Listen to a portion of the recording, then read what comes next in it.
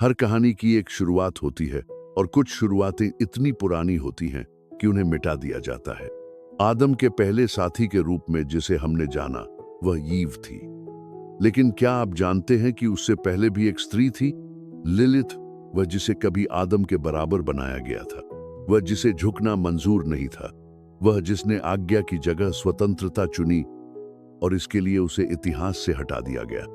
Lilith की कहानी रहस्यमयी है, शक्तिशाली है और आज भी जिंदा है उन सभी में जो नहीं कहने का साहस रखते हैं। अगर आप ऐसी भूली बिसरी दमदार कहानियां पसंद करते हैं तो लाइक जरूर करें। आपका एक समर्थन हमें ऐसी और कहानियां लाने की प्रेरणा देता है। जब समय की पहली सांस ली गई, जब रोशनी और अंधकार के बीच की सीमाएं बननी शुरू हुई, तभी सृष्टिकर्ता ने मिट्टी को अपने हाथों में लिया और उसमें जीवन का स्पर्श दिया। उस मिट्टी से बना आदम पहला पुरुष। उसके लिए स्वर्ग जैसा उद्यान रचा गया, अदन, जहां हर वृक्ष फल से भरा था, हर दिशा में सुखद हवा बहती थी और कोई पीड़ा नहीं थी। लेकिन अकेला आदम संतुष्ट नहीं था। उसे किसी ऐसे की आवश्यकता थी जो उसकी तरह सोच सके, उसकी तरह देख सके और उसकी चुप्पियों को समझ सके। और तभी उसी मिट्टी से, उसी स्पंदन से एक और जीव आकार लेता है। एक स्त्री, पूर्ण, स्वतंत्र और उतनी ही पुरातन जितना कि स्वयं आदम। उसका नाम था लिलिथ। लिलिथ आदम के साथ बनी थी, न उससे बाद में, न उसके भीतर से। वह उसकी तरह सजीव थी, उसकी तरह बुद्धिमान। लेकिन जहां आदम नियंत्रण चाहता था, वहां लिलिथ समानता। वह स्वर्ग की हवा में प्रश्नों की गंध लेकर चलती थी। जब आदम ने उसे निर्देश दिए, उसने कहा, हम दोनों एक ही मिट्टी से बने हैं, मुझे क्यों झुकना चाहिए? उसका स्वर क्रोध नहीं था, बल्कि स्पष्टता थी। लेकिन स्वर्ग में स्पष्टता असुविधाजनक होती है। आदम ने शिकायत की, स्वर्ग ने ध्यान दिया और लिलिथ को शांत करने के लिए प्रयास किए गए। लेकिन वह शांत होने नहीं आई थी। रात की एक घड़ी में, जब अदन सो रहा था और आकाश स्थिर था, लिलिथ उस झील के किनारे पहुंची जहां जल और आकाश एक जैसे लगते थे। उसने आंखें बंद की और उस नाम का उच्चारण किया जिसे बोलना वर्जित था। वह गुप्त नाम, जिससे आत्मा आजाद हो जाती है और जिसे कहने के बाद कोई वापसी नहीं होती। उस उच्चारण के साथ ही हवा भारी हो गई, वृक्षों की शाखाएं कांप उठी और मिट्टी ने उसे छोड़ दिया। वह उड़ गई। किसी ने उसे रोका नहीं, किसी ने उसे निकाला नहीं, उसने स्वयं स्वर्ग छोड़ दिया। आदम अकेला रह गया। उसने अपने निर्माता से शिकायत की और कहा कि उसकी संगिनी चली गई है। सृष्टिकर्ता ने उत्तर नहीं दिया, केवल 3 स्वर्गदूतों को भेजा, सेनॉय, सनसनॉय और समंगलॉफ। उन्हें आदेश था, उसे ढूंढो, समझाओ और लौटा लाओ। वे लिलिथ को धरती की सीमाओं तक खोजते गए, वहां तक जहां जल मरुभूमि को छूता है और जहां कोई नियम नहीं चलता। उन्होंने उसे चट्टान पर खड़े पाया। उसकी आंखों में सूर्यास्त के रंग थे और बाल खुले आकाश की तरह फैलते थे। उन्होंने उसे कहा, तुम्हारा स्थान अदन में है, लौट आओ, आदम को तुम्हारी आवश्यकता है। उसने उत्तर दिया, मैं वही हूं जो वह है। मैं साथ रह सकती हूं, पर अधीन नहीं। अगर मेरी समानता स्वर्ग को स्वीकार नहीं, तो मैं उस स्वर्ग को स्वीकार नहीं करती।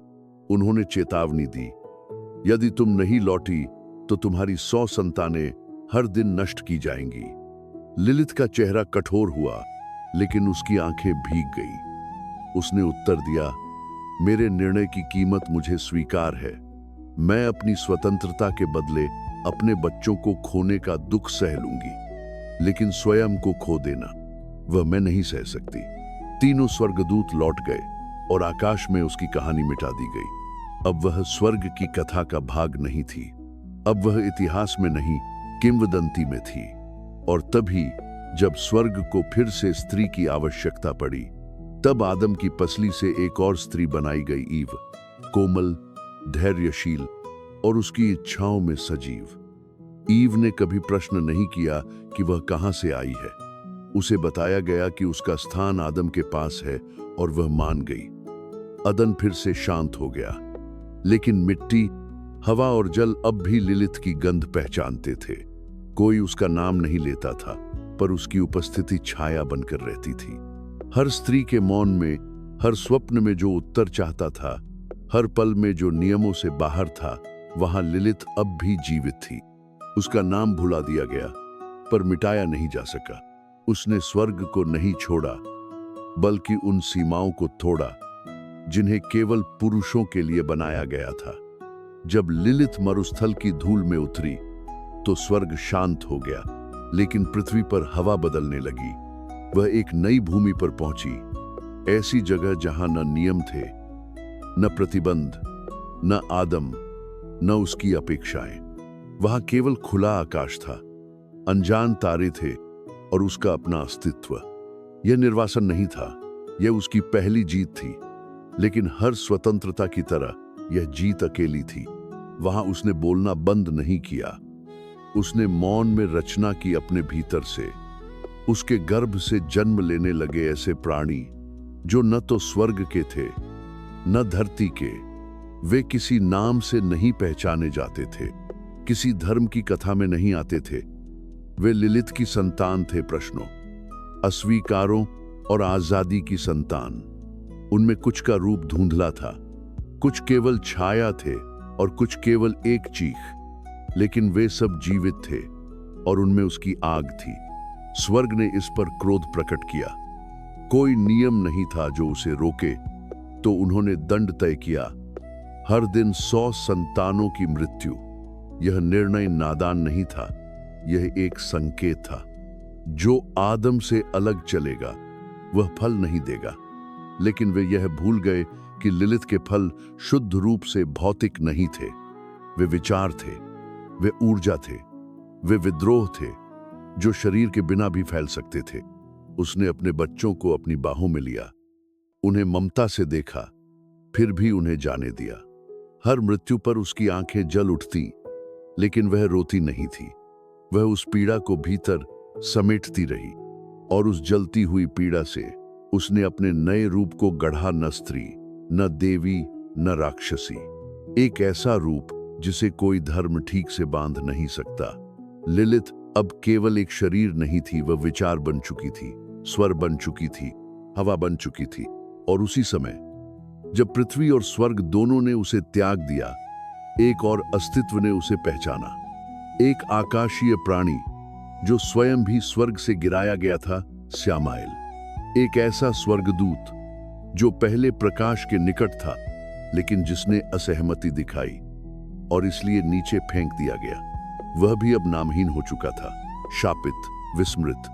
लेकिन जहां बाकी सबने लिलित में भय देखा, वहीं श्यामाएल ने पहचाना अपना प्रतिबिंब। वह मिले। कोई विवाह नहीं हुआ, कोई प्रतिज्ञा नहीं हुई, न मांग भरी गई, न अग्नि जलाई गई। वे एक दूसरे के आगे खड़े हुए और मौन में स्वीकृति हुई। दोनों ने एक दूसरे को बांधने की कोशिश नहीं की, क्योंकि दोनों ही जानते थे कि बंधन ही वह जाल है जो स्वर्ग को स्वर्ग नहीं रहने देता। वे साथ हुए और नई संतति जन्मी। यह संतान और भी अधिक अपरिभाषित थी। यह न स्वप्न थी, न दुःस्वप्न, यह मध्य रेखा थी जो दोनों को एक साथ बांधती है। श्यामाएल और लिलित की संततियां हवा में बोलती थी, जंगलों की खामोशी में चलती थी और उन सपनों में प्रवेश करती थी जहां आत्मा को स्वयं से प्रश्न होता था।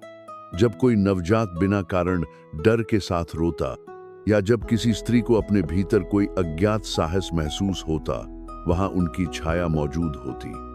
कुछ उन्हें बुरी आत्माएं कहते, कुछ उन्हें काली शक्तियां, लेकिन वे तो केवल चेतना थी, अनियंत्रित, अस्पष्ट, अजय। लिलित अब और नहीं चाहती थी कि वह स्वर्ग की ओर लौटे। उसे अदन याद भी नहीं आता था। वहां सब कुछ सुंदर था, लेकिन वह सुंदरता सिर्फ आदम के लिए थी।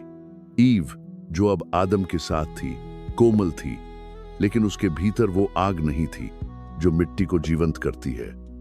लिलित कभी ईव से ईर्ष्या नहीं करती थी, बल्कि वह जानती थी एक दिन ईव भी प्रश्न पूछेगी, क्योंकि कोई भी स्त्री जब तक स्वयं की आंखों से नहीं देखती वह कभी पूर्ण नहीं होती। और जब वह दिन आएगा, लिलित वहां होगी किसी वर्जित वृक्ष के नीचे, किसी स्वप्न के कोने में, किसी अंतःकरण की गहराई में। वह बात नहीं करेगी, केवल देखेगी, और वह देखना ही ईव को समझा देगा कि वह अकेली नहीं है। अब लिलित किसी को सज्जा नहीं देना चाहती थी। अब वह केवल देख रही थी कि कौन स्त्री उसे पुकारे बिना पहचान लेती है। वह अब उन स्त्रियों की रक्षक बन रही थी जो चुपचाप विद्रोह करती हैं, जो हर नियम को स्वीकारते हुए भी भीतर से उसे तोड़ देती हैं। जब कोई मां अकेले प्रसव करती है, जब कोई स्त्री बिना अनुमति निर्णय लेती है, जब कोई आत्मा पहली बार नहीं कहती है, वहां लिलित मुस्कुराती है। उसकी आंखों में अब केवल आग नहीं थी, अब उनमें शांति भी थी। लेकिन वह शांति संघर्ष की थकान से नहीं, बल्कि स्वीकृति की विजय से उपजी थी। जब सृष्टि को पुनः संतुलन की आवश्यकता हुई, तब सृष्टिकर्ता ने इस बार एक नई स्त्री को जन्म दिया। लेकिन अब वह मिट्टी से नहीं बनी। इस बार आदम की पसली से एक काया निकाली गई और उससे रची गई ईव। वह आदम की एक छाया थी, उसकी अधूरी पीड़ा का उत्तर, उसकी अधूरी अपेक्षाओं की पूर्ति। वह आदम के लिए बनी थी और उसने इस सत्य को बिना विरोध के स्वीकार कर लिया। ईव के साथ स्वर्ग फिर शांत हुआ। आदम प्रसन्न था, क्योंकि अब उसके शब्दों को टकराहट नहीं मिलती थी, बल्कि स्वीकृति मिलती थी। ईव ने कभी पूछा नहीं कि वह कहां से आई, क्यों उसकी उत्पत्ति आदम से हुई, या क्यों उसे वही करना चाहिए जो उसे कहा जाए। उसके लिए आदेश ही जीवन था और मौन ही सौंदर्य। लेकिन वह मौन जो बाहर से सुंदर दिखता है, भीतर से शून्यता पैदा करता है। लिलित दूर से यह सब देखती रही। वह अब किसी एक रूप में नहीं थी, न स्त्री, न छाया, न आत्मा। वह उन सब में थी जो देखा नहीं जा सकता था, लेकिन अनुभव किया जा सकता था। जब ईव अदन में भ्रमण करती और उस वृक्ष के पास से गुजरती जिसे ज्ञान का वृक्ष कहा गया था, तो एक हल्की सी उपस्थिति उसके साथ चलती थी। वह कोई फुसफुसाहट नहीं थी, न प्रलोभन। वह केवल एक जिज्ञासा थी जो चुपचाप उसकी आत्मा में बीज की तरह गहराती जाती। लिलित को अब भी श्यामाइल के साथ जोड़ा जाता था, लेकिन यह जोड़ स्थायी नहीं था। दोनों अपनी अपनी दिशाओं में चलते थे, मिलते थे केवल तब जब संसार में कुछ बड़ा बदलता था। लिलित अब एक विचार बन चुकी थी, और विचारों को न तो बंद किया जा सकता है, न बांधा। वह स्त्रियों के मन में उगती थी, जैसे पहली बार किसी ने अपनी आवाज में दृढ़ता महसूस की हो। लोग अब भी उससे डरते थे। उसके लिए अमुलेट बनाए जाते थे, नवजातों के सिरहाने ताबीज बांधे जाते थे, और रात में उसके नाम से बचने की प्रार्थनाएं की जाती थी। पर लिलित को अब कोई क्रोध नहीं था। वह उन घरों में प्रवेश नहीं करती थी जहां भय था, बल्कि वहां जाती थी जहां सन्नाटा था और कोई सुनने वाला नहीं। जब कोई स्त्री अकेले संतान को जन्म देती और हवा में कोई भी उपस्थिति महसूस करती, तो वह लिलित थी।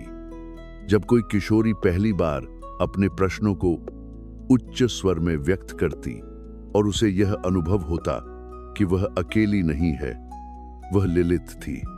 अब वह दानव नहीं थी, न दोष, वह बन चुकी थी संभावना। स्वर्ग इस परिवर्तन को देख नहीं पा रहा था। वहां अब भी सोच यह थी कि जो मौन है वही पवित्र है। पर अदन की हवा में कुछ बदलने लगा था। ईव, जो अब तक शांत थी, उस वृक्ष को देखने लगी थी। उसकी आंखों में जिज्ञासा जाग उठी थी, और यह जिज्ञासा कोई सांप नहीं लाया। यह जिज्ञासा थी स्वयं की पहचान की। लिलित ने उसे कुछ नहीं कहा, उसने केवल प्रतीक्षा की। इस बीच लिलित की संतानें, वे जो छाया से बनी थी, अब मनुष्यों की कहानियों में जगह बनाने लगी। उन्हें नाम दिया गया, राक्षस, भूत, प्रेत, दुष्ट आत्माएं। पर वे सब केवल अस्वीकृति के बच्चे थे, जिन्हें न देवताओं ने अपनाया न मनुष्यों ने। उनके पास धर्म नहीं था, दिशा नहीं थी, लेकिन एक स्वाभाविक चेतना थी, जैसे अपने मूल को खोज रहे हों।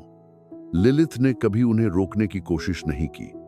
उसने उन्हें एक ही बात सिखाई, तुम्हें वह नहीं बनना है जो वे कहते हैं, तुम्हें वह बनना है जो तुम भीतर से जानते हो। धीरे धीरे दुनिया की स्त्रियां भी दो भागों में बांटने लगी, वे जो नियमों को अपनाकर पूर्णता खोजती थीं और वे जो असहमति से अपने अस्तित्व को पुनर्परिभाषित करती थी। लिलिथ केवल दूसरे भाग में नहीं थी, वह दोनों में थी, क्योंकि वह जानती थी कि हर स्त्री का रास्ता अलग होता है। उसने स्वर्ग को तोड़ दिया था, पर वह कभी स्वर्ग के विरुद्ध नहीं थी। वह केवल उस व्यवस्था के विरुद्ध थी जो बराबरी को खतरे की तरह देखती थी। उसे आदम से घृणा नहीं थी, केवल अफसोस था कि उसने साथ चलने की बजाय ऊपर चलने की लालसा की थी। अब जब कोई लिलिथ का नाम लेता तो डर के साथ साथ श्रद्धा भी होती। कुछ उसे शक्ति की देवी मानने लगे, कुछ उसे स्त्री स्वातंत्र्य का मूल। लेकिन लिलिथ किसी उपाधि में सीमित नहीं होती। वह वहां होती थी जहां कोई पहली बार अपने लिए खड़ा होता है, जहां कोई पहली बार अपने मन की बात करता है। और कभी कभी जब कोई स्त्री चुपचाप रात को अपने कमरे की खिड़की खोलती है और भीतर से एक अजीब सी ऊर्जा महसूस करती है, वहां लिलिथ होती है। वह कुछ नहीं कहती, न आशीर्वाद देती है, न दंड। वह केवल देखती है, और उसकी वह दृष्टि ही उस स्त्री को याद दिलाती है कि वह बनी थी पूरी मिट्टी से, किसी की पसली से नहीं। लिलिथ अब किसी शरीर की परछाई नहीं रही थी, न किसी स्वर की गूंज। वह स्वयं एक चेतना बन चुकी थी, एक ऐसी उपस्थिति जो जुबान पर भले न आए पर हृदय में बोलती थी। उसके नाम को वर्जित कर दिया गया था, लेकिन उसका प्रभाव मिटाया नहीं जा सका। वह अब स्वप्नों में थी, उन मौन क्षणों में जब कोई स्त्री अकेली अपने भीतर का द्वार खोलती है और पहली बार स्वयं को बिना भय के देखती है। उसके बारे में कहानियां अब और भी विकृत होने लगी थी। कुछ ने कहा वह बच्चों को चुरा लेती है, कुछ ने कहा वह पुरुषों के स्वप्नों में आकर उन्हें विक्षिप्त करती है। उसने किसी नवजात को छुआ तक नहीं था, लेकिन उसका नाम पालनों के ऊपर लटकते ताबीजों में बंद किया गया। जो कभी स्वतंत्रता का पहला आह्वान थी, उसे अब डर की रातों में दानवी रूप में पुकारा जाने लगा। लेकिन सच्चाई यह थी कि लिलिथ अब सिर्फ विरोध नहीं थी, वह स्मृति थी। एक पुरानी अधूरी स्मृति जिसे हर पीढ़ी अनजाने में ढोती रही है। उसकी उपस्थिति सबसे गहरे में तब महसूस होती थी जब कोई स्त्री निर्णय लेती थी बिना अनुमति के, जब वह कहती थी अब बहुत हुआ, जब वह रिश्तों, समाज, नियमों और धर्म के बनाए पिंजरे को केवल एक नजर से तोड़ देती थी। लिलिथ किसी को बचाने नहीं आती थी, न ही किसी को गिराने। वह बस उपस्थित होती थी। उस क्षण जब आत्मा स्वयं को स्वीकार कर लेती है, जब कोई लड़की पहली बार अपने भीतर उठते सवालों को दबाना बंद करती है, जब कोई वृद्धा अपनी जिंदगी की असल कहानी बिना डर के सुनाने लगती है, जब कोई माँ कहती है मेरा जीवन सिर्फ सेवा नहीं, पहचान भी है। वहां उन सभी जगहों पर लिलिथ थी। उधर श्यामाएल अपनी दिशा में चला गया था। वह भी अब प्रतीक बन चुका था, अस्वीकार का, अकेलेपन का, प्रकाश को न मानने का। लेकिन लिलिथ, जिसने स्वयं को एक अकेली शक्ति के रूप में संजोया था, अब किसी युग से बंधी नहीं थी। वह समय से बाहर हो गई थी, जैसे कोई गीत जो एक बार गाया गया हो लेकिन फिर अनसुने मनों में गूंजता रहे। जो स्त्रियां जंगलों में जाती बिना किसी धार्मिक उद्देश्य के, केवल चुप रहने और सुनने के लिए, वे उसकी उपस्थिति से परिचित हो जाती। जो बच्चे बिना पिता के जन्म लेते लेकिन किसी मां के विश्वास से पोषित होते, उनमें उसका अंश होता। और जब भी किसी स्त्री को असामान्य कहा जाता, केवल इसलिए कि वह अपने हिसाब से जीती है, वहां उस शब्द के पीछे लिलिथ हौंसती थी। वह जानती थी कि उसे जितना दबाने की कोशिश की जाती है, उतनी ही वह फैलती है। कई शताब्दियों के बाद, जब इतिहास ने स्वयं से कुछ कठिन प्रश्न पूछने शुरू किए, लिलिथ के नाम को दोबारा खोजा जाने लगा। एक छोटी लड़की ने किताब में एक पंक्ति पढ़ी, आदम की पहली पत्नी लिलिथ थी। वह रुक गई। उसने फिर से पढ़ा। यह पंक्ति भारी थी और वह समझ नहीं सकी कि क्यों, लेकिन भीतर कुछ जाग उठा। उसी रात उसने सपना देखा। एक स्त्री घने काले बालों के साथ जलते हुए नीले आकाश के नीचे खड़ी थी। उसने कुछ नहीं कहा, केवल देखा, लेकिन उस नजर में आदेश नहीं था, वहां स्वीकृति थी। और लड़की को पहली बार अपने भीतर वह शब्द मिला जो अब तक उसे कभी नहीं मिला था। मैं, ये वही मैं था जो सदियों पहले लिलिथ ने अदन में कहा था, जब उसने आदम से अलग होकर स्वयं को चुना था। अब स्त्रियां किसी संगठन के नाम पर नहीं, बल्कि अपने भीतर से लिलिथ को पहचानने लगी थी। एक लेखिका जिसने पूरे जीवन से समझौते किए थे, जब अंतिम समय पर अपनी अधूरी पांडुलिपि खोलती है और लिखती है, मेरी आवाज कभी कमजोर नहीं थी, सिर्फ दबाई गई थी, वहां लिलिथ मुस्कुराती है। जब एक शिक्षिका अपने छात्राओं से कहती है, तुम्हें किसी से पूछने की जरूरत नहीं कि तुम कौन हो, वहां लिलिथ की भाषा बोल रही होती है। वह अब किसी रूप में बंधी नहीं थी। वह न दैवी थी न राक्षसी, वह स्त्रीत्व की सबसे पहली ध्वनि थी जो अपने जन्म से ही स्वतंत्रता के साथ जुड़ी थी। वह उस मिट्टी की गंध थी जिसे कभी आदम और लिलिथ से साथ साथ गूंथा गया था, लेकिन जिसका नाम इतिहास से मिटा दिया गया। लिलिथ अब लड़ाई नहीं चाहती थी। वह देख रही थी कि जिन बीजों को उसने छोड़ा था वे बिना शोर के पेड़ बन रहे थे। जिन स्त्रियों को उसने छुआ नहीं था वे उसके विचारों को बोल रही थी। उसका नाम, जिसे कभी ताबीजों में बंद किया गया था, अब फिर से जुबानों पर आने लगा था, लेकिन इस बार डर के साथ नहीं, बल्कि एक मौन गर्व के साथ। किसी पर्वतीय गांव में एक बुजुर्ग औरत एक छोटी बच्ची को कहानी सुनाते हुए कहती है, बहुत पहले, ईव से भी पहले एक स्त्री थी जो झुकी नहीं, जिसे मिटा दिया गया था, लेकिन वह कभी मरी नहीं। बच्ची पूछती है, क्या वो सच में थी? और वह उत्तर देती है, अगर तुम ये पूछ रही हो तो वो अब भी है। कई युग बीत चुके थे, धर्मग्रंथों के संस्करण बदले, सभ्यताएं उभरी और मिटी, राजा बने और इतिहास की धूल में खो गए, लेकिन एक चीज कभी पूरी तरह न मिट पाई, याद, लिलिथ की याद। वह जो कहानी से निकाली गई थी, वह जो आदम की साथी थी लेकिन अधीन न थी, वह जो उड़ गई थी मिट्टी से स्वर्ग और स्वर्ग से आकाश के पार। यादें किताबों की मोहताज नहीं होती, वे सांसों में रहती हैं, भाषा के नीचे बहती हैं।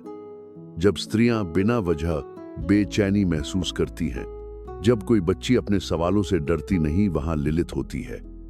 उसका नाम फिर से सुना जाने लगा है, पहले फुसफुसाहट में, फिर कहानी में, फिर उन सवालों में जिनका उत्तर अब कोई मौलवी या पुरोहित नहीं दे सकता।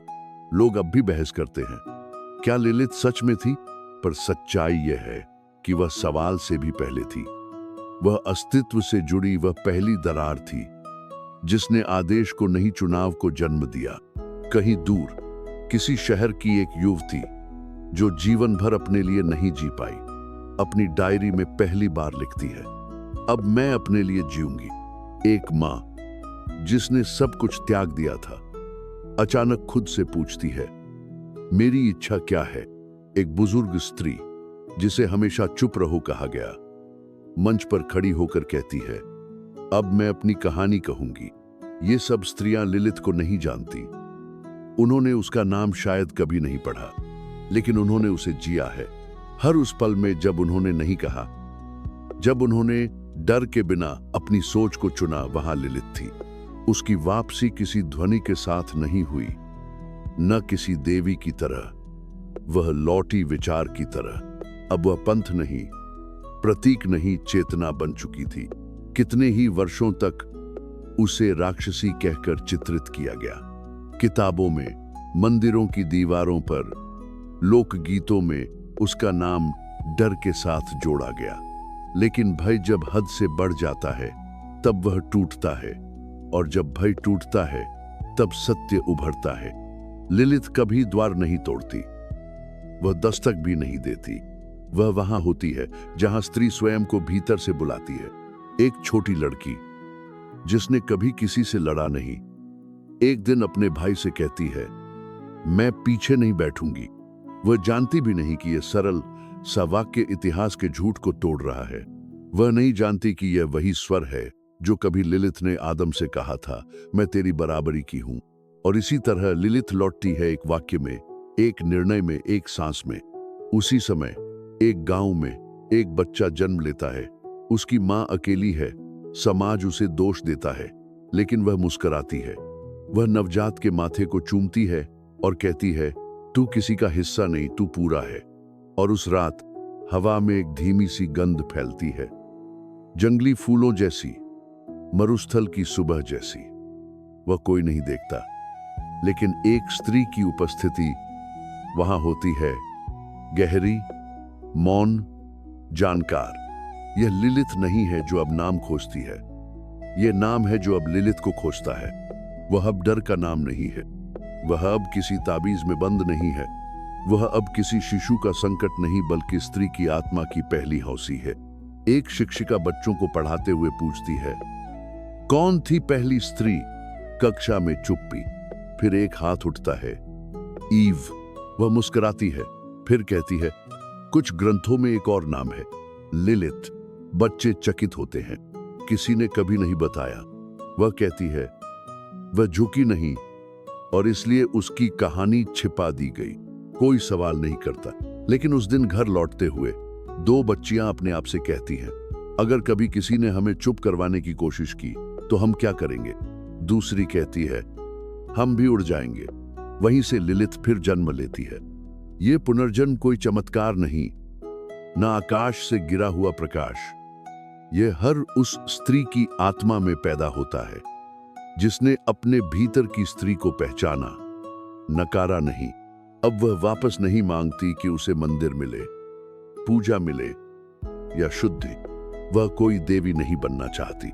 वह चाहती है कि जब भी कोई स्त्री अपनी आंखें बंद करे और स्वयं से कहे, मैं भी हूं, वहां लिलिथ की छाया नहीं, बल्कि उसकी रोशनी हो। और यही उसकी अंतिम विजय है। उसका नाम अब इतिहास की सीढ़ियों में नहीं छिपा, वह अब आत्मा की सीढ़ियों में लिखा है। और जब कोई औरत खड़ी होकर अपने नाम की तरह बोलती है, अपने जैसे जीती है, अपने निर्णयों की जिम्मेदारी खुद लेती है, तो लिलिथ, जो एक समय उड़ गई थी, फिर लौट आती है। इस बार पंखों के बिना, बिना आकाश, सीधे हृदय में। यह कहानी उस स्त्री की नहीं थी जिसे सभी ने देखा, बल्कि उसकी थी जिसे देखने से मना कर दिया गया। लिलिथ कोई देवी नहीं बनी, उसने किसी आसन पर बैठने की मांग नहीं की। उसने केवल चुना सच बोलना, न झुकना और अपने लिए होना। और यही चयन उसे अदृश्य करके भी अमर बना गया। आज जब आप यह कहानी सुनते हैं तो यह केवल अतीत नहीं, यह हर उस पल की कहानी है जब किसी ने अपने भीतर उठती आवाज को दबाने से इनकार कर दिया। अगर आपने कभी किसी चीज को सिर्फ इसलिए ठुकराया क्योंकि वह आपको छोटा बनाती थी, तो लिलिथ आप में है।